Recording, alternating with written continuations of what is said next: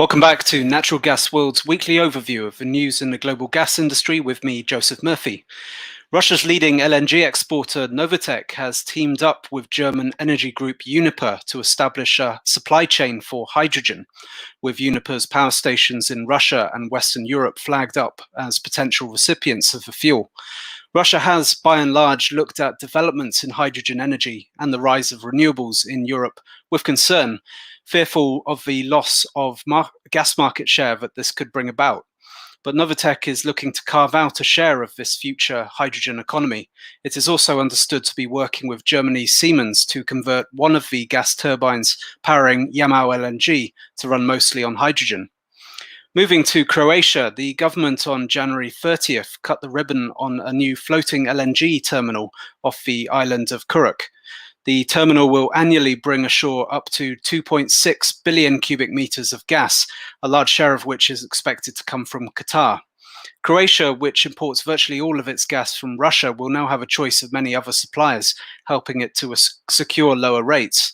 The gas from the terminal will find its way into other neighboring markets also dominated by Russia as well. Meanwhile, in Nigeria, state-owned NNPC and its partners have taken a final investment decision on what will be the country's first methanol production plant. The plant, expected to cost $3 billion to build, will be situated on Brass Island near Nigeria's southeast coast. It will monetize unexploited gas found at oil fields in the area. Previously, this gas had been considered for LNG project, but that never materialized.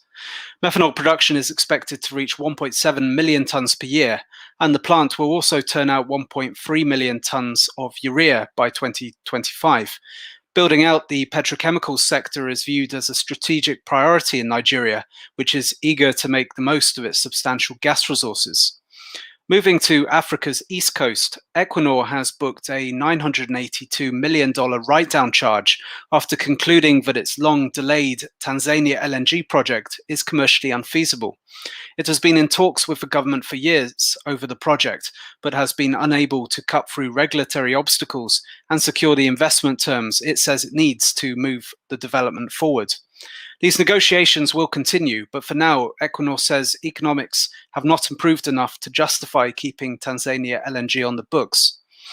In the US, President Joe Biden has imposed a moratorium on the issue of leases for oil and gas development on public lands, following through on a promise he made on the campaign trail. This moratorium will remain until there has been a review of permitting policy, the White House has said. The suspension only affects oil and gas operations on federal land and offshore, and will have no impact on existing permits, but it will still have significant ramifications for future US oil and gas production.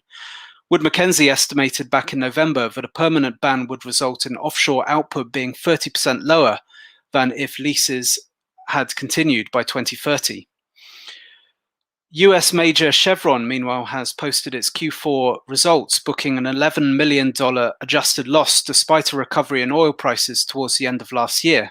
Its strong upstream figures were offset by weak fuel margins, acquisition costs, and foreign exchange losses. The acquisition costs related to its purchase of Texan producer Noble Energy closed in October. That deal has expanded Chevron's US unconventionals business and given it a leading position in the East Mediterranean. Last for this week, C&P Global Ratings has warned it could downgrade 13 oil and gas producers within weeks because of risks relating to the energy transition and the rise of renewable energy. Among those on the list were Chevron, ConocoPhillips, ExxonMobil, Shell, and Total. China's leading oil majors were also flagged. The IEA and many others have slashed their long-term forecasts for oil and gas prices in light of the COVID-19 pandemic and the energy transition gaining momentum. This has raised the risk that many upstream assets, once thought of as promising, may end up stranded. This has been Natural Gas World's weekly overview of the news in the global gas industry with me, Joseph Murphy. Thank you, and see you next time.